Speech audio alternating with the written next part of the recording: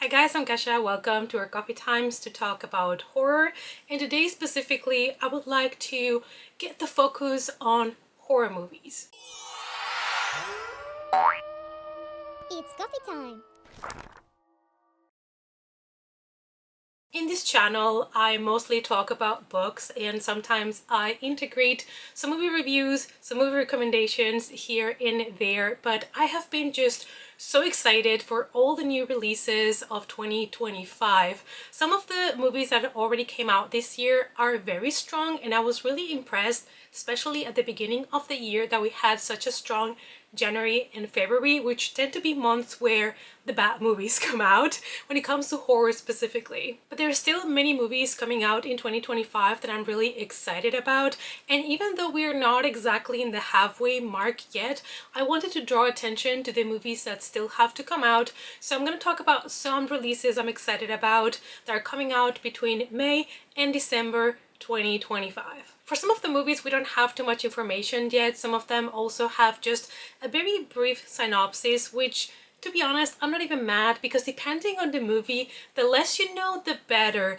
And I'm somebody that has always complained and I still do, about some trailers that show too much. I believe for a lot of horror movies, a teaser trailer is the best way to go. Keep it cryptic, keep it interesting, but don't show all the good scares, all the good kills already in the trailer, and don't tell the whole story. Like, what's the point then to go and watch the movie? So I'm happy when the synopsises sometimes are kept like two-liners, and you're like, I want to go see it and discover the rest by myself. But anyway, I digress, so let's start with the month of May and work our way through to December. We started quite strong in May because we have a movie that I am so excited about, and it feels like it was just yesterday that this was announced and I saw the author of the book talking about it on Instagram, and that is Clown in a Cornfield.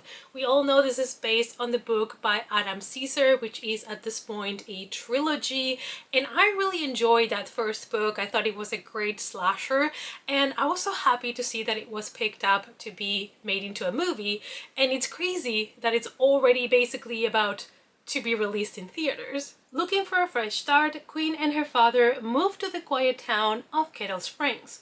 They soon learn the fractured community has fallen on hard times after losing a treasured factory to a fire. The book came out in 2020, so it has not even been that long, but I read somewhere that even before the book was officially published, somebody had already bought the rights to adapt this. So I think somebody read probably the arc or something and was really interested about the project, and I'm really glad because a slasher with clowns, it's everything I want in cornfields. So I'm hoping that this movie is going to be just that, a fun slasher like the book was. Another banger coming out in May, or at least I hope it's going to be a banger, is Final Destination 6, which is called Bloodlines. And this is one that I'm really kind of nostalgic about because when the first Final Destination came out and I watched it, I absolutely loved it.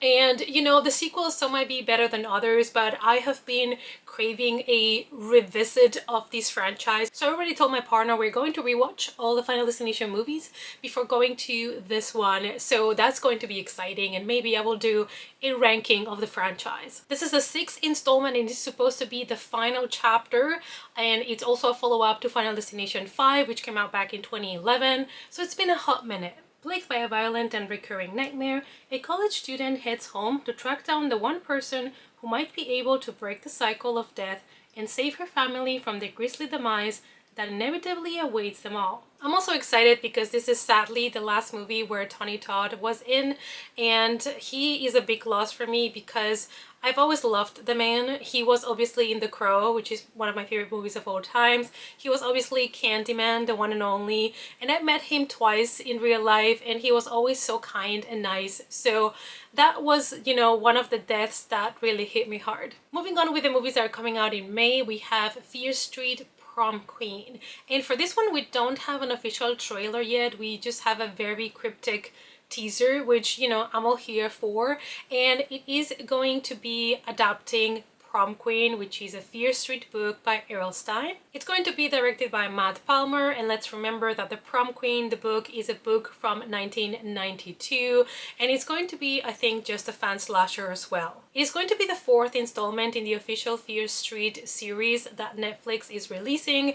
The first three movies, the first Fear Street trilogy, was directed by Lee Janik, who is married to one of the Duffer brothers who created Stranger Things, and I really liked her vision. So this is going to be a new director, so I am kind of worried but also excited to see what they do differently. We don't have a synopsis of the movie, but based on the book, it's basically a bunch of prom queens or girls that want to be the prom queen, and they're being killed and murdered one by one. So who is killing the prom queens? Man, May is a month that I am so stupidly excited about because we have the new movie of the brothers, the creators of Talk to Me.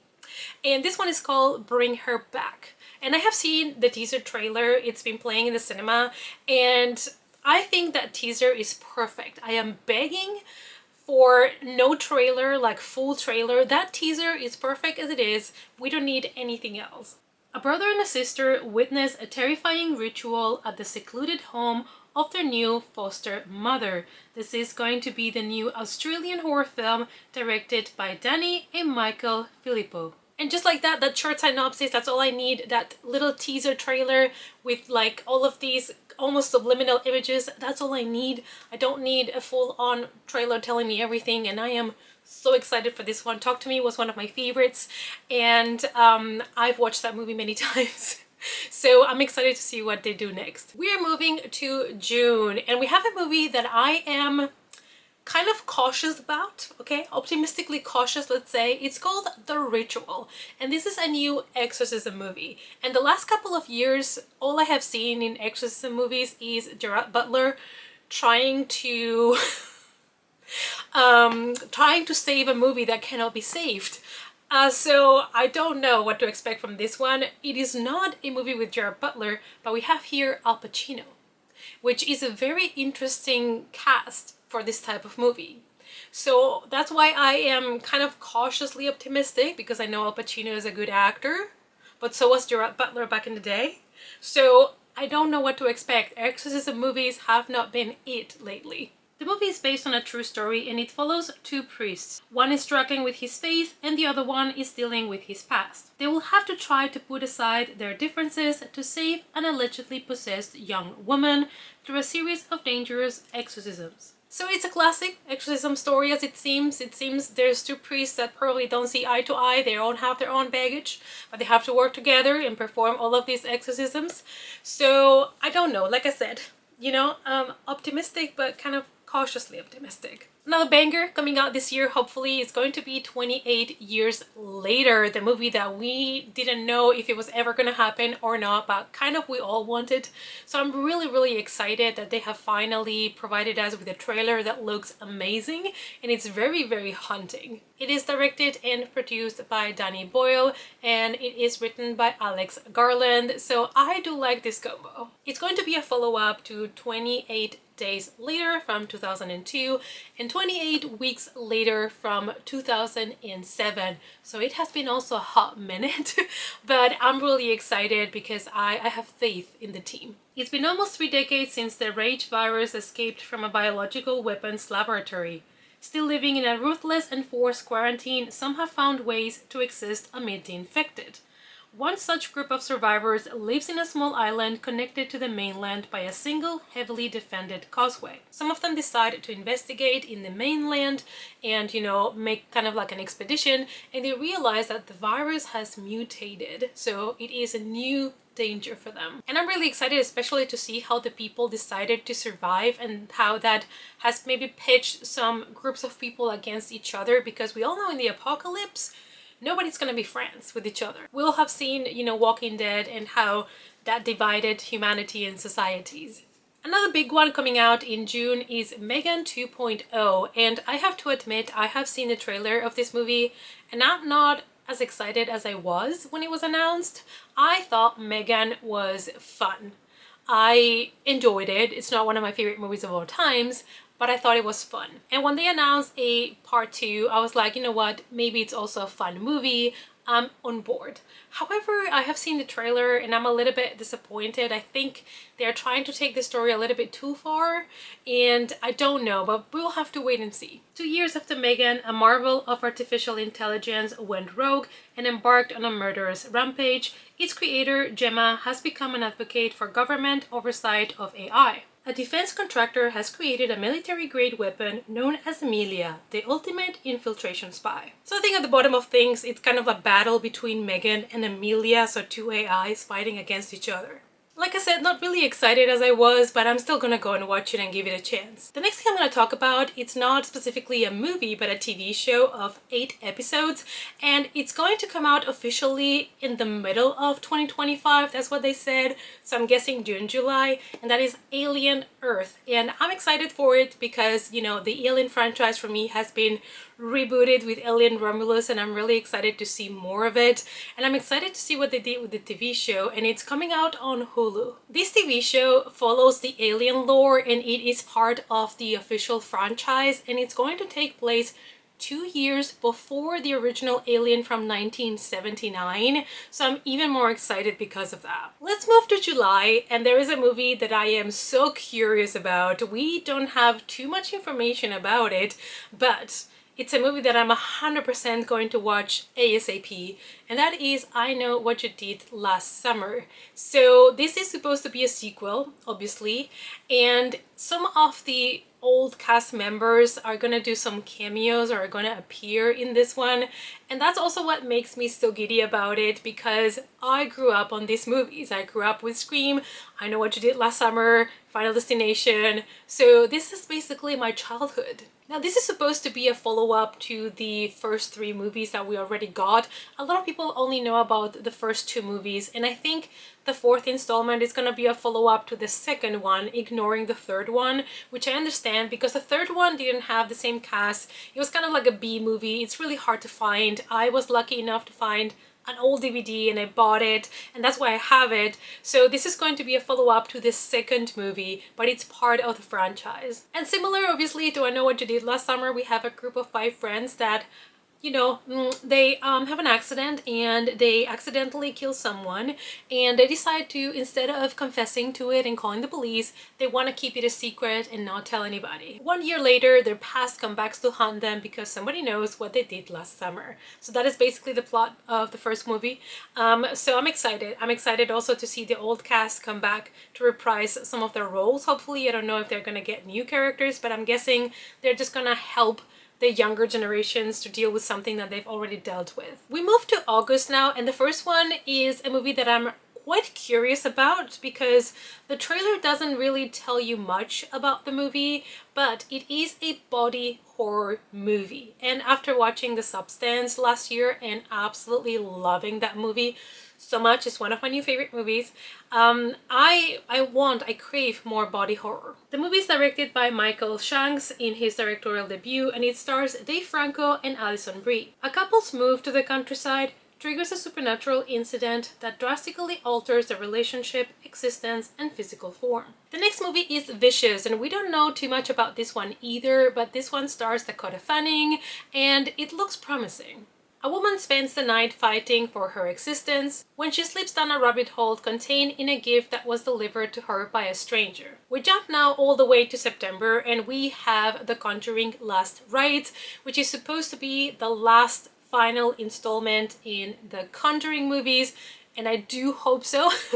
I don't mind seeing spin-offs with other objects that they have in this artifact room where all the cursed objects are. I would like to see those stories. I don't think we need more Conjuring movies or Annabelle movies for that matter. I think we should focus on other characters and other curses that other objects have. I think that would be more interesting if they want to keep the franchise alive. It's going to be directed by Michael Chavez, who directed The Curse of La Llorona and the last Conjuring movie, The Devil Made Me Do It. And of course, we have Patrick Wilson and Vera Farmiga reprising their roles as Ed and Lorraine Warren. And I do feel like they've done a wonderful job so far with these characters, but it's probably time also to put them to rest. We don't know anything about this movie when it comes to the plot. We just know that Ed and Lorraine Warren will have one last terrifying case, probably demon possession case, and that's all we know. So I'm gonna go watch it, obviously, because I'm a sucker for these movies.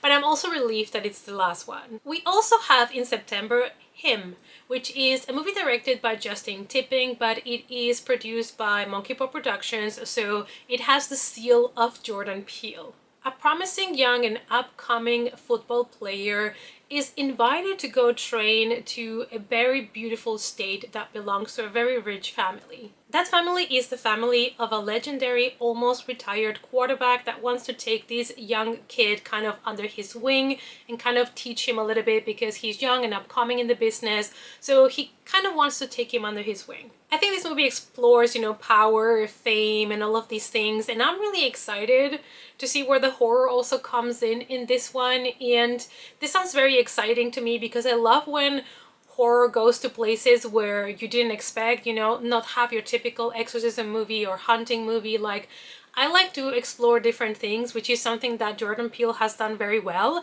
And since this movie is produced by his company, I'm hoping that it's going to be really good. The next one, it's another one that I'm not so excited about, and that is The Strangers Chapter 2.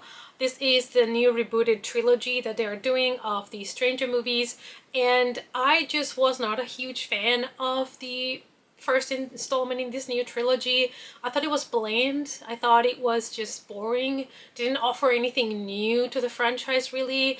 It was rumored that it was gonna give us more information on the background of the Strangers, but it didn't really. So maybe in the second movie they're gonna do that, but nevertheless, I'm not truly excited, but I'm still gonna watch it. We're gonna have Madeleine Petsch reprising her role in the franchise, and it's going to be actually the fourth movie in the franchise, but it's going to be a direct sequel, obviously, to the first installment in the new trilogy. It's a little bit complicated.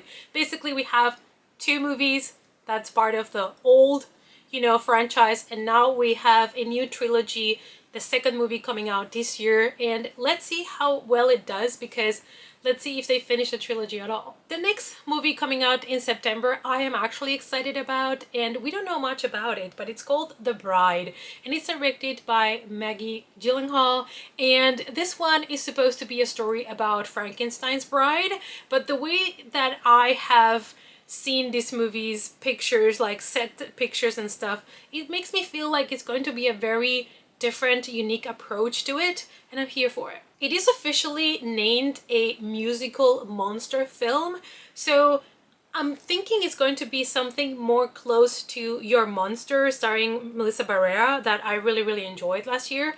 So I have my hopes up for this. I am open to experience the story of Frankenstein's bride on a new light, so let's see. It does take inspiration from James Whale film from 1935, The Bride of Frankenstein, as well as obviously from Frankenstein by Mary Shelley, so it does feed from original material, which gives me even more hopes. We're in 1930s Chicago, and Frankenstein asks the doctor for a partner, for a companion, because he feels a little bit lonely. And of course, he decides to comply and give him this dead woman that is going to be the bride of Frankenstein. So that's the story that we all know of, but we shall see, because I think this one is going to have more like social commentary on it. And yeah, like I said, I'm excited for this. We move on to October, and we have a movie that I am very curious about. It has a very interesting title as well. It is called Dust Bunny. It stars David Dastmalchian, it stars Mads Mikkelsen, and Sigourney Weaver. So like that trio, that combo, it's very interesting to me. The film follows an 8-year-old girl who asks her neighbor to help her defeat the monster under her bed because she claims that monster ate her family. It just sounds crazy, but I'm kind of in for it. It's a kind of a new vibe. I don't know if it's going to be comedic or not, but it sounds funny. And I'm interested. Also comes out in October, perfect for Halloween season. October also brings another one of my most anticipated movies of the year, and that is Keeper. This is the second movie in 2025 that it's being released by Perkins. He's really treating us in 2025 after the Monkey which was a movie that I really enjoyed. I am excited for Keeper because I think this is going to go back to his usual serious tone.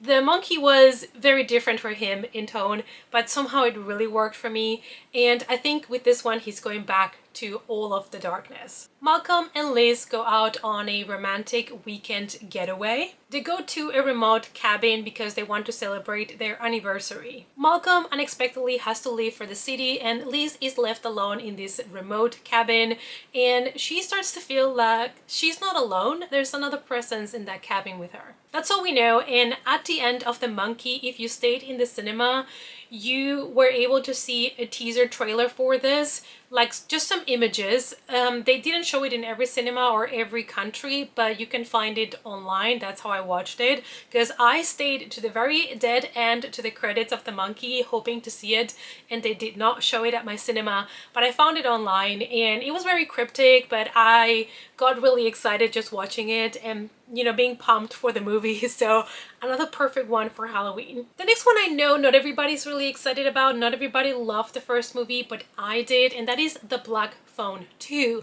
And mostly I'm really excited to see Ethan Hawke reprise his role as the grabber. Now, I don't know if this one is going to be as good as the first one or if it's going to have the same impact, because obviously we now know how the grabber is and what he does, so all of those mysteries are kind of gone, but I have hope and faith. There is another franchise that is releasing the final installment, hopefully, this year, and that is Hell House Lineage. And I say hopefully because sometimes you need to know when to put an end to a franchise. Now, I have not seen all the Hell House movies yet, so I think this is going to be, again, a good opportunity for me to watch them all until I get to the new one and see how I feel about them. These are kind of like found footage movies, so they might not be for everybody, but a lot of people really love them and find them very creepy. This is going to be the 5th and final installment in the franchise, and if you are a fan and you've been enjoying the movies, at least you still get one last hooray. The next one, I'm just gonna briefly talk about it because it's not 100% horror, but a lot of people do consider it horror, so I'm just gonna mention it, and that is Predator Badlands. And I have seen some pictures where you can see Arnold Schwarzenegger, so I'm excited for his return. It is the 7th film of the original series, but the 9th one in the franchise. In a remote planet, we have a predator that has been kind of outcasted from his tribe. He's been pushed out, and he finds a friendship with a human called Tia. And I believe this young predator that has been, you know, kicked out basically from his clan probably wants to help the humans now fight against the predators. So I don't know how this one is going to be. I think Predator is a franchise I should also revisit because it's been a long time since I watched that first movie. So I should probably revisit it as well, even though not all the movies were great. And in November, with no official release date yet, we have Frankenstein by Guillermo del Toro, and this is also one of my most anticipated movies of 2025. You guys know I'm a sucker for Guillermo del Toro, and this one, at the beginning, it was said it was going to be a direct straight to Netflix release, but now there is rumors that it's going to be in theaters, and I am praying it is, because I think this type of movie, especially knowing Guillermo del Toro, is so much better if you can enjoy them in a big screen. This one is based on the 1818 novel written by Mary Shelley, Frankenstein, but also it is based on the movie and the sequel, Bride of Frankenstein, so he is kind of compiling the whole story of the monster. The film stars Oscar Isaac, Jacob Elordi, Mia Goth, and Christopher Waltz. Like, that casting, it is actual heaven. And I'm really excited. It is set in Eastern Europe in the 19th century, and we follow a professor that is trying to find Frankenstein. The rumor has it Frankenstein died in a fire 40 years ago, but they want to find him now because they want to follow the works of Dr. Victor Frankenstein. So they want to find the monster to keep with the work. And now we have one more movie for December and some kind of like to be announced movies that are rumored to come out in 2025 but didn't have a release date yet. So the one in December is one that I am not exactly particularly excited about, and that is Five Nights at Freddy's 2. Because the first one is a movie that I went into excited to see animatronics, and I think mostly it's because Willy's Wonderland gave me expectations that were not met. So I don't know. I'm gonna watch the second one and give you the benefit of the doubt. But I was not the biggest fan of the first one. I thought it was very boring. It was not scary. I don't know. It just didn't work for me. I think this one also goes back a little bit in time because it talks about a guard that was working in where the animatronics were in 1987. So I would love to see that. I always love when we go back in time in movies and I get that nostalgia, you know, from the 80s in this case. So I'm gonna give you the benefit of that, and maybe now that we have more kind of the lore set and we know the characters a little bit, maybe the second one is going to be better than the first one. Then we have 8 to 5 Forest Road, which does not have a release date yet, but it is supposed to come out in 2025, and this follows a family, a man that moves with his wife and his little sister to a new place when they realize that this town is keeping secrets. So this sounds very kind of standard, very kind of, you know, typical haunting story. Maybe there's something, some dark history of the place where they're moving into, but nevertheless, I know a lot of you guys love this type of horror, you know, more of the supernatural horror, so this is one that you might want to check out. And then we have VHS 8, which is the new installment in this franchise.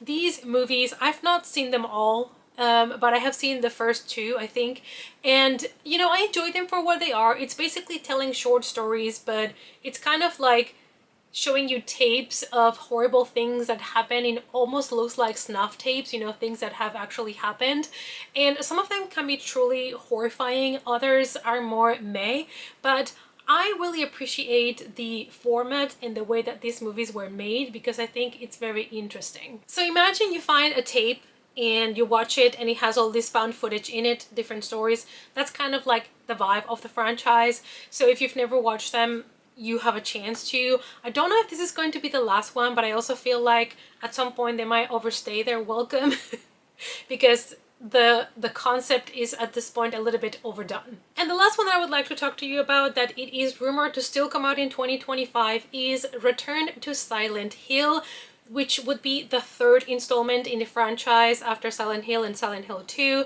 And I'm really excited because I do love this video game. These are based on the video game, and I did enjoy both movies, even though the second one, it's more of a guilty pleasure, but I still enjoyed both movies, so I would be excited to see more. James is devastated after being separated from his soulmate when he receives a letter that is asking him to go back to Silent Hill, and he does because he hopes to find her there. Of course, once he gets into Silent Hill, he realizes the town has changed and there's strange things happening. I love the concept of Silent Hill. I love the concept of once you're there, you're trapped. I love the mist. I love the creatures. I love the whole background and story of it. So I'm always in for another movie from this franchise. And last but not least, I wanted to address something that is very painful to me. It's very sad to me, but that is that Saw 11 has been postponed for an undetermined period of time, and at this point it might never see the light of day. The reason is I believe the creators of the franchise are not agreeing in certain things, and until they come to an agreement,